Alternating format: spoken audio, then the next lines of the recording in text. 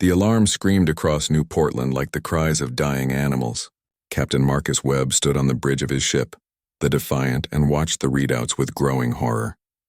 The numbers didn't lie, but he wished they would. 48 hours, his science officer said quietly. Maybe less. Down on the planet, 8 million people went about their lives. Farmers tended their fields under the orange sky. Children played in the streets of the capital city. Nobody knew yet that they were all about to die. Dr. Lisa Morgan knew. She stood in her laboratory, staring at the data from the solar observatory. The sun of Kepler 442b was about to unleash a flare unlike anything in recorded history. Some cosmic event had triggered it, something the scientists couldn't explain. The flare would strip away what little magnetic field the planet had. Every living thing on the surface would be cooked by radiation within hours. "We need to evacuate," someone said behind her. Lisa shook her head. 8 million people. 48 hours. We'd need 1,000 ships. We have 20. The math was simple and brutal. Most of the colonists would die screaming. Ambassador Charles Newton made the call to the Galactic Assembly.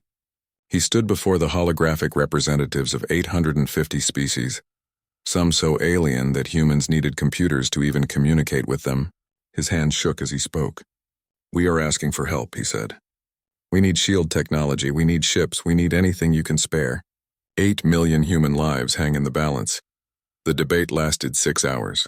Species after species explained why they couldn't help. Too expensive, too far away, too risky. Not our problem. Some were honest about it. Others hid behind regulations and procedures. The vote came down. 847 species voted no. 3 voted yes. Charles felt his heart sink.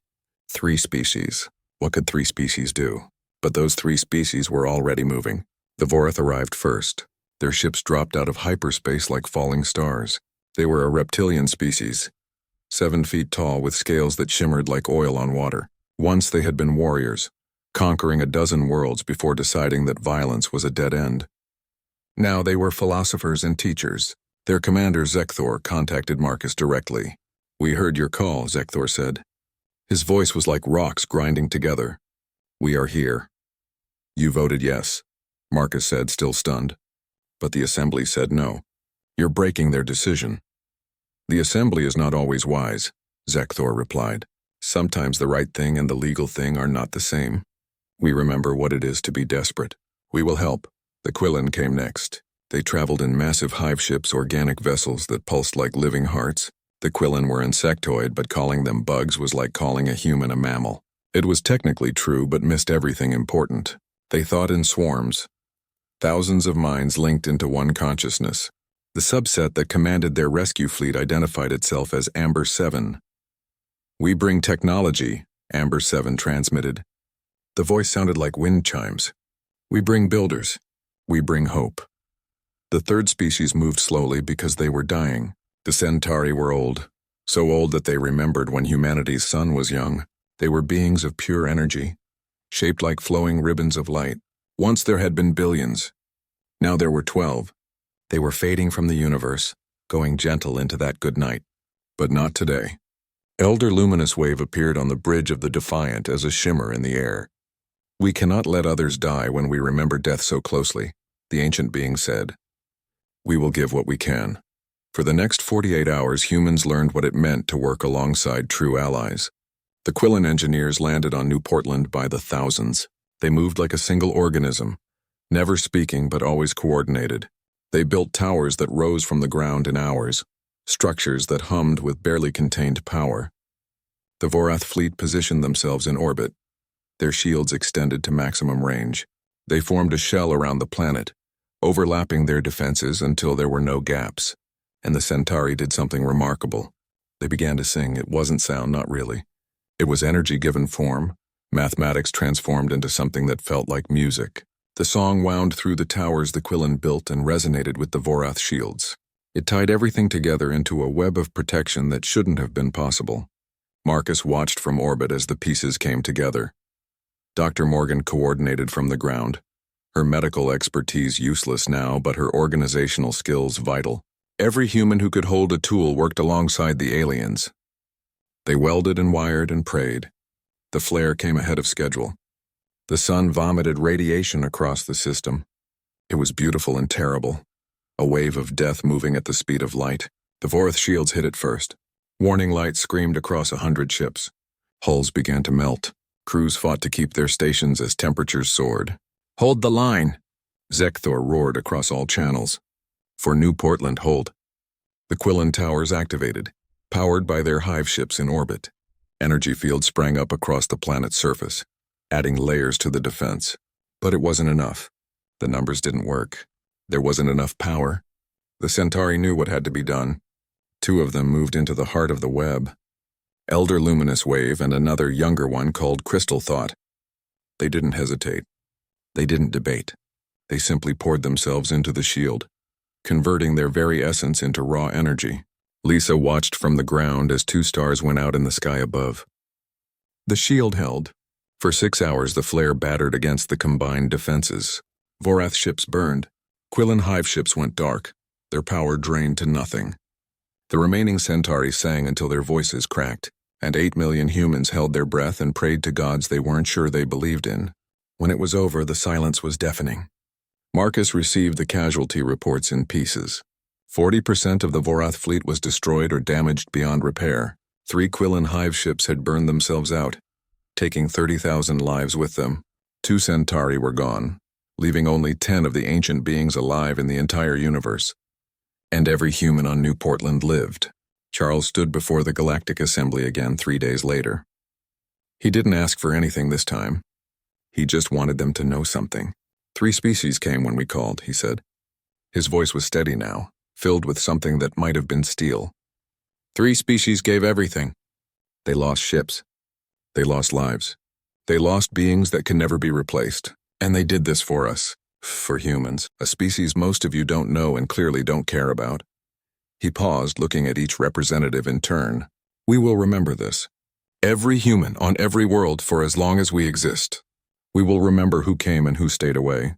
We will remember who valued 8 million lives and who valued regulations more. And I promise you this, humanity always pays its debts. The assembly chamber was silent.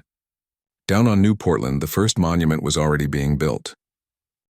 3 months after the flare, the Galactic Assembly met to discuss what they called the New Portland Incident. Senator Gregory Hart watched the proceedings from Earth with a growing sense of disgust. The ancient species were angry. Not at the disaster, not at the loss of life. They were angry that 3 species had acted without permission. The Korthak Empire, oldest and most powerful of all civilizations, proposed sanctions against the Vorath, Quillen, and Centauri. They violated procedure, the Korthak ambassador declared. They set a dangerous precedent. If every species acts independently during disasters, chaos will follow. There must be order. There must be rules. Gregory watched as species after species agreed. They talked about economic stability. They talked about resource management. They talked about everything except the 8 million people who were alive because 3 species had broken the rules. Lieutenant Commander Amy Chen sat in her office on New Portland and made lists. She had been doing this for 3 months now, unable to stop. She listed every Vorath ship that had burned. She wrote down the names of the Quillen who had died, translating them as best she could into human language. She recorded everything about Crystal Thought and Elder Luminous Wave, the 2 Centauri who had given their lives. Her colleagues thought she was having a breakdown.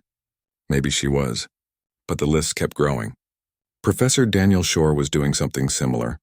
He traveled to every human colony, studying their cultures and histories.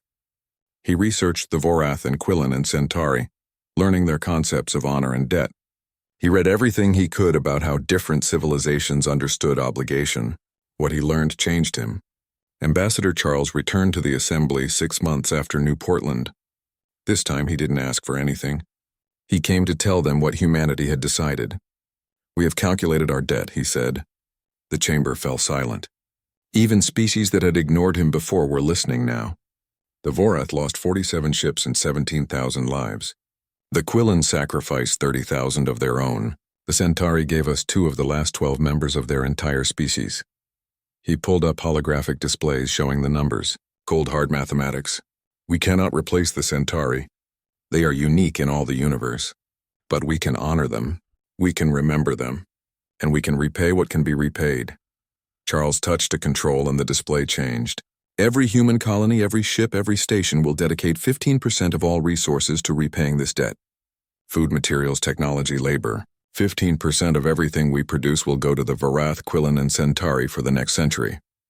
The assembly chamber erupted. Species shouted over each other.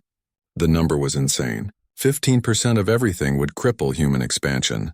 It would set their civilization back by decades. You can't possibly sustain that, someone said. Charles smiled, but there was no humor in it. You're right. We probably can't. We'll struggle. Our people will have less. Our expansion will slow to a crawl. But we'll do it anyway. Because they were there when we needed them, and the assembly was not. The vote to sanction the 3 species passed anyway. The ancient civilizations had to maintain order, they said. Rules mattered more than individual acts of kindness, they insisted. Humanity watched and learned what the assembly truly valued. Back on Earth, changes began. The Day of 3 Shields became a holiday. Schools taught the names of those who had died.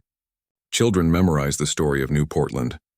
Every human learned to say thank you in Vorath, in Quillen song language, and in the energy patterns of Centauri speech. But something else was happening. Something quiet and determined. Dr. Lisa Morgan led the project.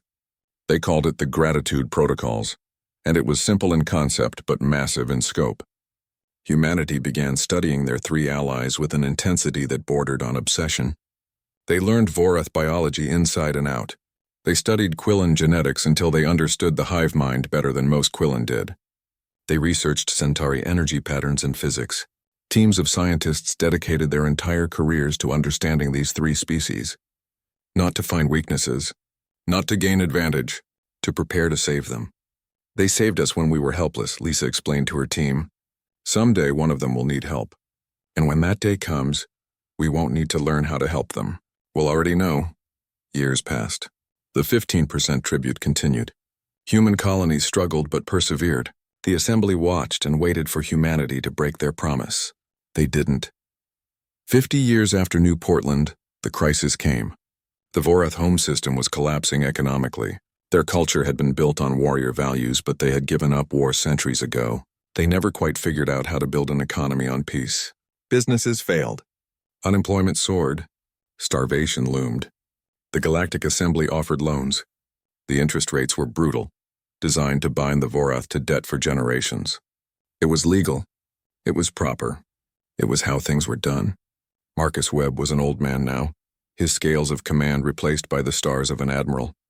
When the news reached him, he didn't hesitate. He had been waiting 50 years for this moment. 300 ships left human space. Not warships. Cargo vessels. Supply ships.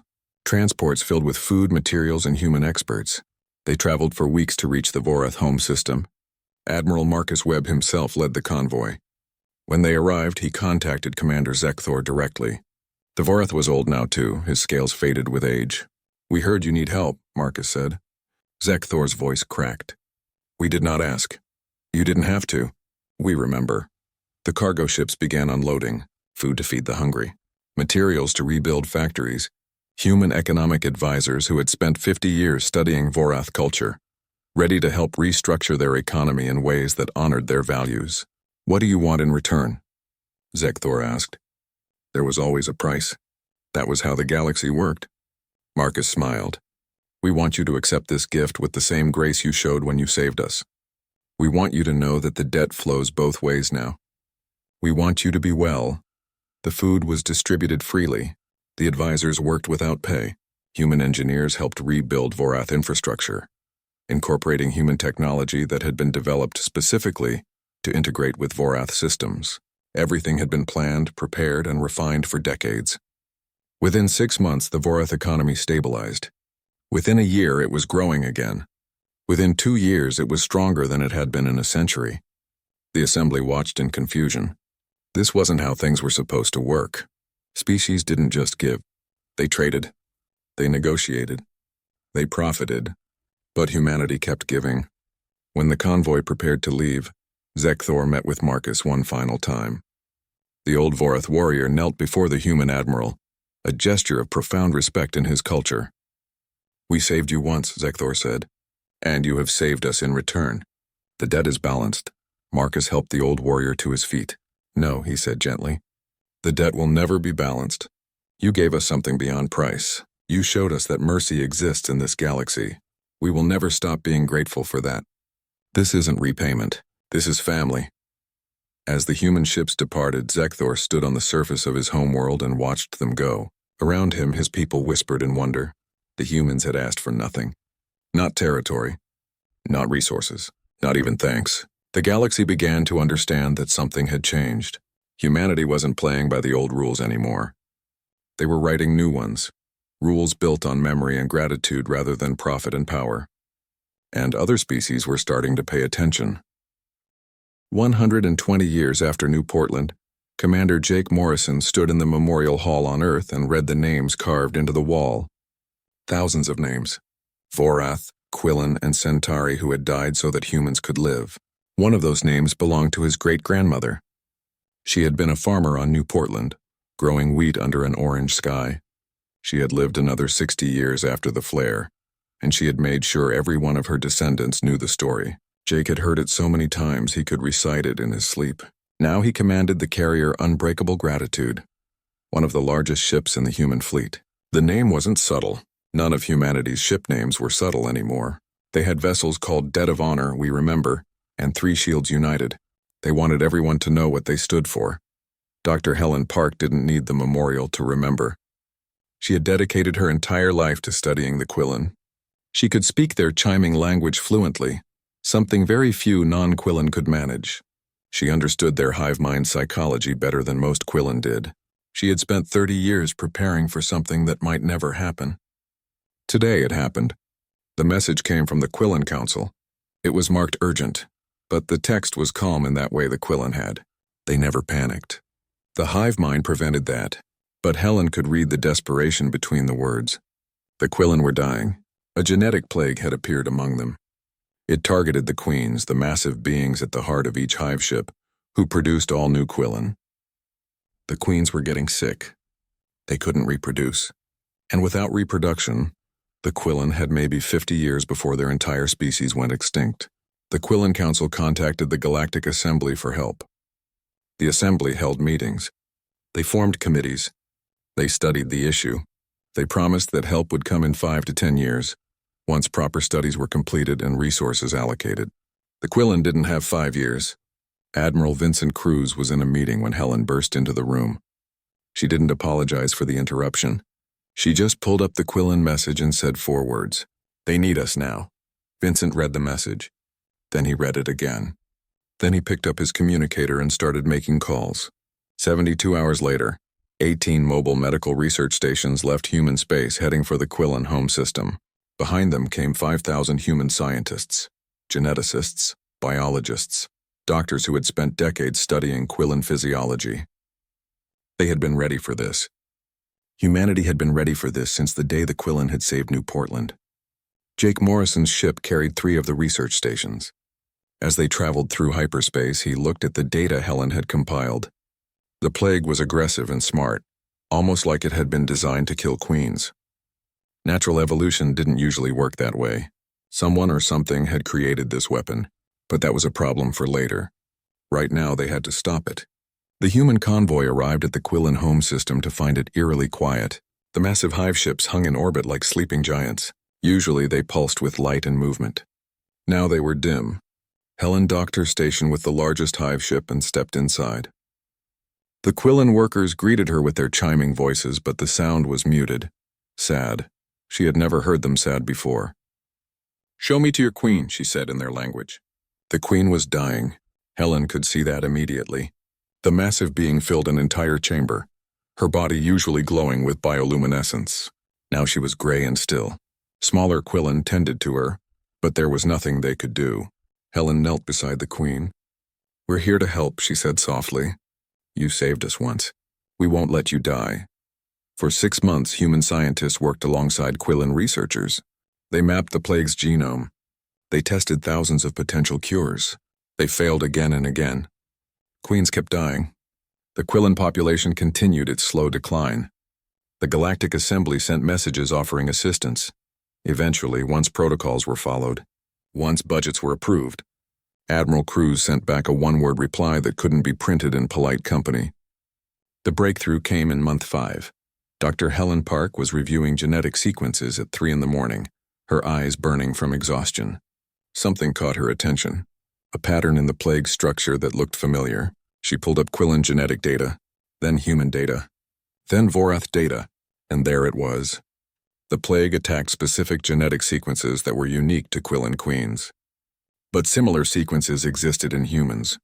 Not identical, but similar, and humans had natural immunity to certain viruses that targeted those sequences. We might be able to adapt our immunity, she told her team. Engineer it to work with Quillen biology. It was risky. It had never been done before. Cross-species genetic therapy between beings as different as humans and Quillen was considered nearly impossible. But Helen had spent 30 years preparing for impossible things. They created the cure in week 3 of month 6. They tested it on tissue samples, on eggs, on young queens who were just beginning to show symptoms. It worked, not perfectly, not every time, but it worked. Helen presented the cure to the Quillen Council herself. "This will save your queens," she said. "We're giving it to you freely. No cost, no trade. No strings attached." The council was silent for a long moment. Finally, Amber 7 spoke.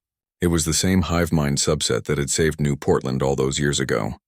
"Why?" Amber 7 asked. "The Assembly says you are naive. They say you waste resources on charity. They say eventually you will regret this generosity. Why do you help us?" Helen smiled. 120 years ago you came when we were dying. You lost 30,000 of your people to save 8 million of ours. You didn't know us. You didn't owe us anything. But you came anyway. How could we not do the same? The cure was distributed across all Quillen hive ships within a month. Queens recovered. New queens were born. The genetic plague retreated and eventually disappeared entirely. The Quillen would live. Admiral Cruz met with the Quillen Council after it was over. He refused their offers of payment. He refused their offers of technology. He refused their offers of alliance. "We don't want payment," he said. "We want you to understand something. You saved us when we were dying. We will never let you die. This isn't negotiation. This is family." The word family didn't translate perfectly into Quillen language. It came out as something closer to those who share one heart. But the Quillen understood. News of the cure spread across the galaxy. Other species watched and wondered. The Assembly had promised help in 5 to 10 years. Humanity had delivered in 6 months. The Assembly had asked for payment. Humanity had asked for nothing. Young species began to ask questions. What good was the Assembly's wisdom if it moved too slowly to save lives? What good were the old rules if they valued procedure over survival? On a human colony world, a monument was unveiled. It showed a human doctor kneeling beside a Quillen queen. The inscription read, "They saved us. We saved them. This is the way." Back on the Quillen homeworld, Amber 7 stood in the Queen's chamber and watched the newly hatched young ones scurry about. The Queen was healthy again, glowing bright. Life had returned. "The humans are strange," the Queen said. "They remember so deeply." "Yes," Amber 7 agreed. "They remember, and they do not forget. This makes them dangerous to enemies, but to friends it makes them sacred." The Quillen had always understood the hive mind, the idea that many could become one. But watching humanity, they began to understand something else, that different species could also become one. Not through shared biology, but through shared memory and sacrifice. The galaxy was changing. Slowly, like continents drifting, but changing nonetheless. And humanity, young and small and supposedly naive, was showing the ancient species that there might be a better way to live among the stars.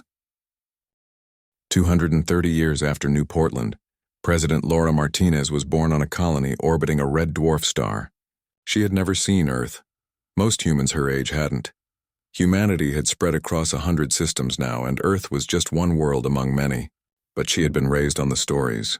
Every human child was. They learned about the flare, about the 3 species who came, about the promise humanity had made. Laura had grown up believing that memory and gratitude weren't just feelings. They were responsibilities. Now she sat in her office on the Capitol Station and read the latest decree from the Galactic Assembly. Her hands trembled with anger. The Assembly was imposing sanctions, not on enemies, on humanity and its allies. Fleet Admiral Chris Bennett stood beside her, reading over her shoulder.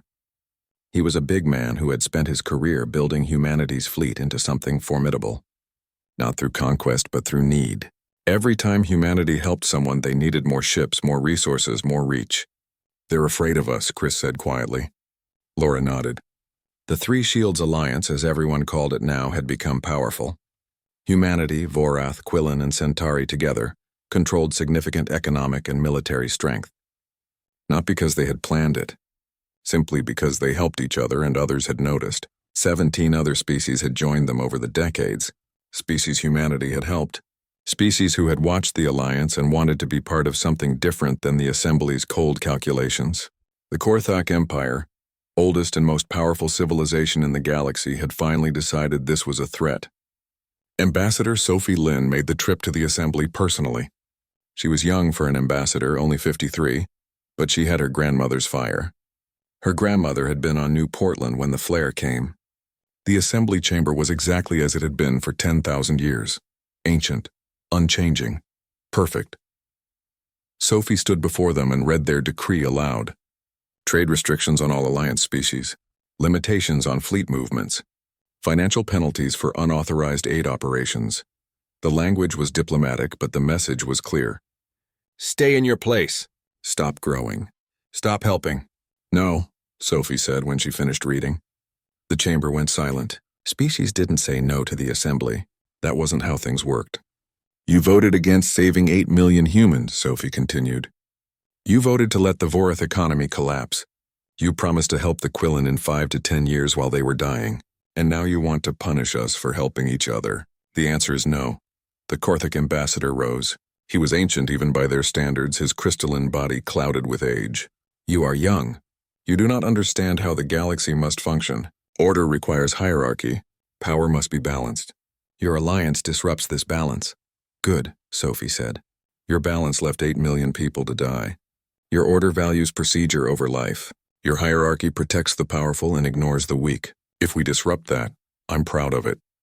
President Martinez didn't flinch when the sanctions took effect. She nationalized human industries overnight, rationed food and resources, called on every human colony to tighten their belts. The Vorath did the same. The Quillen adjusted their production.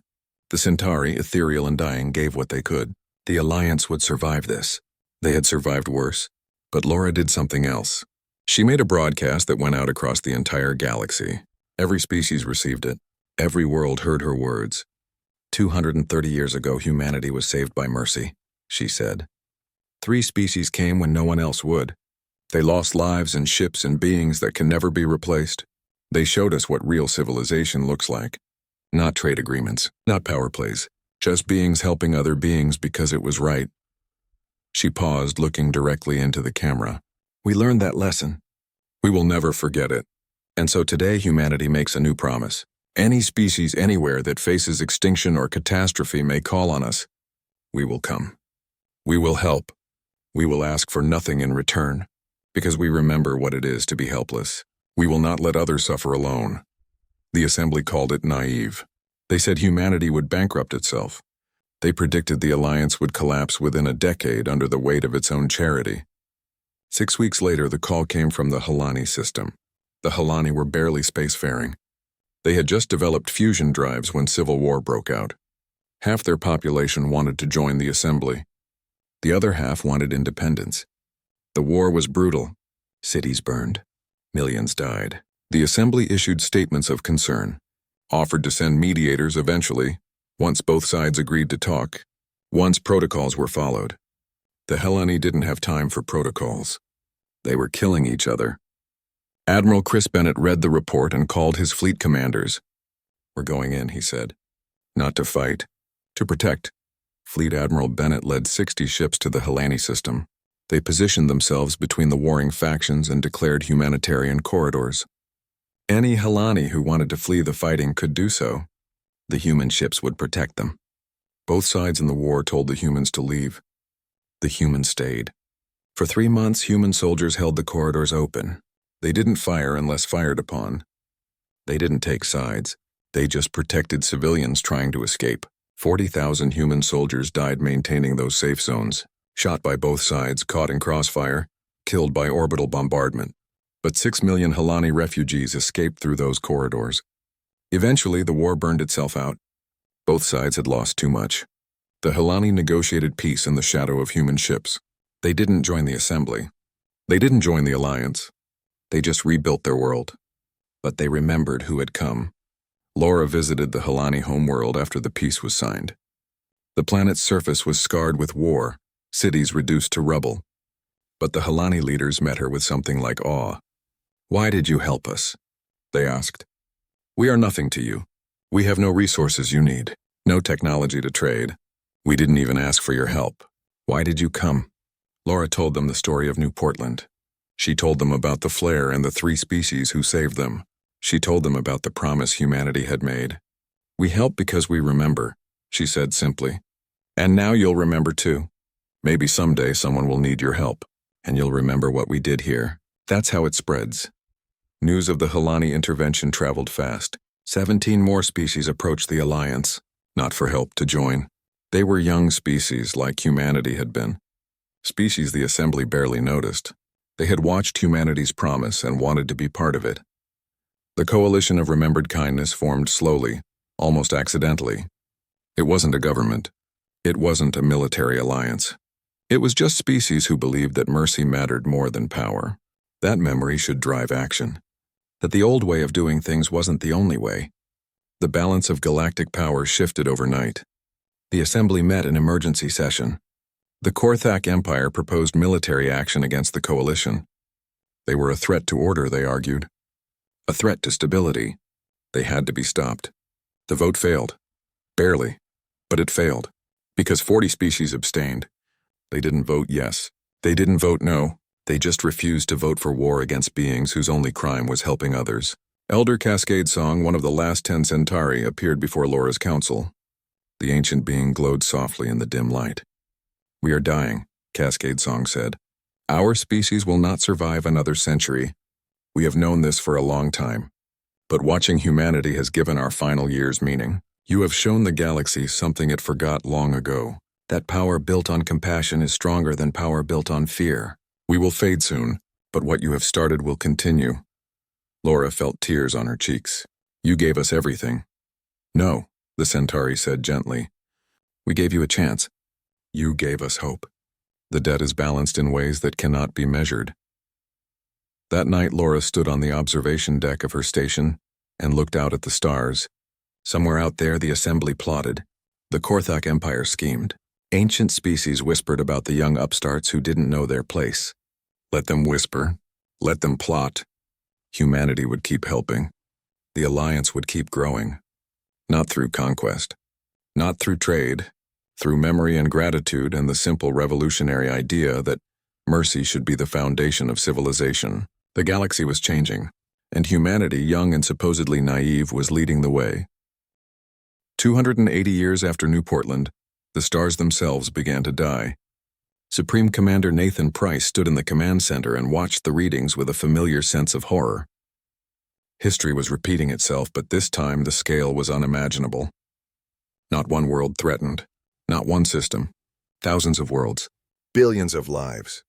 The Devourer swarm had come from beyond the galaxy. Nobody knew where they originated. They simply appeared at the rim and began moving inward. They were a hive mind like the Quillen, but twisted into something monstrous. They consumed everything biological, planets, ships, people, everything. The Galactic Assembly fractured immediately. Ancient species sealed their borders and ran. The Korthak Empire, 10,000 years old and supposedly invincible, pulled back to their core systems and refused to fight. Every species for themselves. The old order collapsed in weeks. Dr. Ashley Morgan, great-great-granddaughter of Lisa Morgan, analyzed the swarm's movement patterns. She had inherited her ancestors' brilliance and her dedication. The numbers told a terrible story. "Vorath Prime is directly in their path," she told Commander Price. "They'll reach it in 6 months. The Quillen nursery worlds will fall within a year, and Luminos, where the Centauri gather, will be consumed shortly after." Nathan felt his blood turn cold. The 3 species who had saved humanity, the foundation of everything the Alliance had become, they would all die. Elder Silvertide appeared in the command center. The ancient Centauri was the last of the original 12 who had saved New Portland. He was fading now, his light dim and flickering, but his voice was still clear. "You must save yourselves," Silvertide said. "Humanity should not throw away its future for us. We are old. Our time has passed. Live and remember us. That is enough." Nathan looked at the ancient being who had given up 2 of his last companions to save humans he had never met, who had spent nearly 3 centuries watching humanity grow and thrive, who was ready to die to save them again. "No," Nathan said quietly. He made the call himself. Every human fleet commander, every governor, every colony administrator. His message was simple. The 3 species who saved us are about to die. We can run and live or stay and fight. I'm staying. I'm committing every ship, every weapon, every soldier. Anyone who wants to evacuate is free to do so. But I'm staying. President Martinez's response came within the hour. Earth will be evacuated and fortified as a secondary line.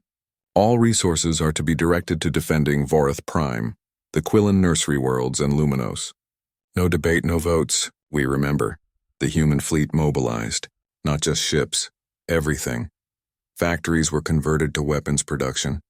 Colonies sent every able-bodied volunteer. Scientists abandoned their research to work on countering the swarm. Every human everywhere focused on one goal: save those who saved us. Commander Jake Morrison was an old man now, his grandson serving as his second officer. He brought his ship, the Unbreakable Gratitude, to the defense line at Vorath Prime. Around him gathered the largest human fleet ever assembled. Behind them, Vorath warriors prepared for battle. Their warrior culture, dormant for centuries, awakened one last time. "We will not abandon you," Jake told Commander Zekthor's great-grandson who bore his ancestor's name. "You were there for us. We are here for you." The Quillen brought every hive ship to defend their nursery worlds. Billions of Quillen minds linked together, thinking and planning as one vast consciousness. Human ships integrated into their formations, decades of cooperation making them move like a single organism. And on Luminos, the last 10 Centauri gathered their remaining strength. They were fading. In another century, they would all be gone. But not today. Today they would fight. The war lasted 3 years. It was brutal beyond anything humanity had known. The swarm didn't negotiate, didn't retreat, didn't stop. They just came, an endless tide of chittering death, human ships burned by the thousands. Fourth warriors fought and died in numbers not seen since their ancient wars. Quillen hive ships went dark, their billions of minds extinguished in moments. The Centauri poured their energy into the defense until only 5 remained. Then 3. Earth was evacuated as resources poured into the defense. 6 human colony worlds fell to the swarm, their populations consumed. 30 billion humans died. The species was brought to its knees. But the line held. Dr. Ashley Morgan worked without sleep for months. The swarm was intelligent, but it thought like a hive mind. It coordinated through signals, some kind of quantum entanglement that let the individual units act as one. If they could disrupt that signal, the swarm would fall apart. She brought together human scientists, Quillen researchers who understood hive minds, Vorath engineers who specialized in weapons, and the Centauri who could manipulate energy at the quantum level. Working together, drawing on centuries of cooperation and shared knowledge, they built a weapon. The quantum disruptor was massive, requiring the combined power output of 50 ships to fire. It would work once, maybe, if Ashley's calculations were correct. The final battle took place at Vorath Prime. The swarm had breached the outer defenses. Billions of the creatures crawled across 3 moons, consuming everything. Human and Vorath ships fought desperately to buy time for the weapon to charge. Elder Silvertide came to Ashley's laboratory as the weapon reached 90% charge. The last of the original 12. The last Centauri who remembered New Portland. "I have watched humanity for 280 years, Silvertide said. "You have become everything we hoped you would be. You remembered mercy. You built civilization on gratitude. You showed the galaxy a better way." Ashley looked at the ancient being. "We only did what you taught us." "No," Silvertide said gently. "We showed you mercy once. You built a civilization on it. That was all you." The weapon reached full charge, but the calculations showed it wouldn't be enough. They needed more power, much more. More than 50 ships could provide. Silvertide understood before Ashley did. "Use me," the ancient being said. "No," Ashley whispered. "You're the last. If you die, the Centauri are gone forever." "We are gone anyway," Silvertide said. But this way we end with purpose. We save those who saved us. The debt is balanced. The circle is complete. Ashley tried to refuse, tried to find another way, but the swarm was breaking through. They were out of time. Elder Silvertide moved into the heart of the weapon. His ancient energy, accumulated over millions of years, began to flow into the disruptor. He didn't scream, didn't hesitate. He simply gave everything he had left. The weapon fired. The beam was invisible to human eyes, but Ashley could track it through sensors. It struck the heart of the swarm, where the Central Coordination Intelligence lived. The quantum signal that held the swarm together shattered like glass. Across 3 star systems, the swarm died. Billions of creatures suddenly became billions of individual animals, confused and unable to coordinate. They were still dangerous, but they were no longer unstoppable. The war ended 6 months later. The swarm was destroyed. The Alliance had won, but the cost was staggering. 30 billion humans dead, 6 colony worlds lost, 70% of the fleet destroyed, Earth evacuated and scarred, and the Centauri were gone. All of them. The last died powering the weapon that saved the galaxy. Nathan stood among the ruins of his command and wondered if it had been worth it. Then the first relief ships arrived. Not human ships. Ships from across the galaxy.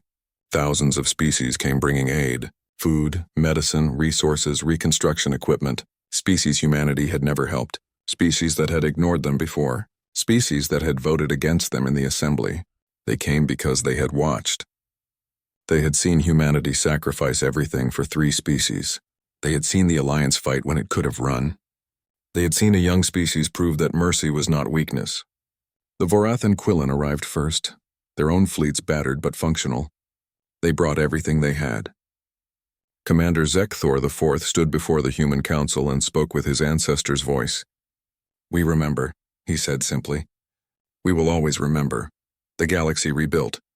The assembly dissolved, reformed into something new.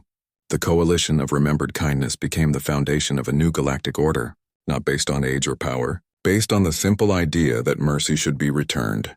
That sacrifice creates bonds. That gratitude is civilization's greatest strength. 50 years later, a ceremony was held on New Portland. The world had been restored, renamed 3 Shields Prime. It was the heart of the new coalition, a reminder of where it all began. A monument was unveiled. 4 figures standing together, carved from stone that would last 1,000,000 years. A human, a Vorath, a Quillen, and a Centauri. They faced outward, protecting each other, united. The inscription read, "Those who aid humanity are never forgotten. Our gratitude shakes worlds, but we have learned the greater truth. Gratitude, returned and multiplied, reshapes galaxies. We are bound not by treaty but by memory, not by law, but by love." A young human child stood before the monument with her teacher, a Vorath warrior whose scales shone in the sun. The child looked up at the figures and asked, "What happened to the Centauri? Why aren't there any left?" The Vorath knelt beside her, his massive form gentle. "Long ago your people were dying, and 3 species came to save them.